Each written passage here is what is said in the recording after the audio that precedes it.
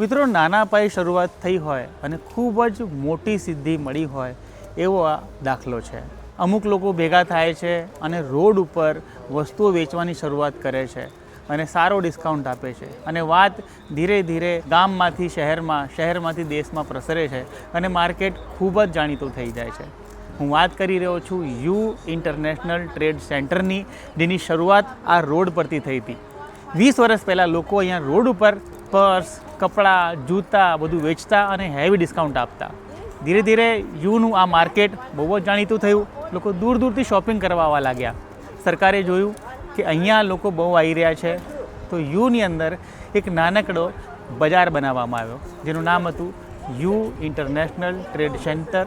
અને પછી ધીરે ધીરે એને મોટો સ્વરૂપ આપવામાં આવ્યું. આજે દુનિયાભરથી બાયર યુના ટ્રેડ સેન્ટરમાં આવે છે. એટલે એવું કહેવાય છે કે એશિયાનો સૌથી મોટો એ ટ્રેડ સેન્ટર છે અને અહીંના લોકો તો એને વર્લ્ડનો સૌથી મોટો ટ્રેડ સેન્ટર કહે છે. તો જો તમારે કંઈક મોટું કરવું હોય તો જરૂરી નથી કે તમે મોટી આલિશાન શોપની અંદર કે શોરૂમથી શરૂઆત કરો.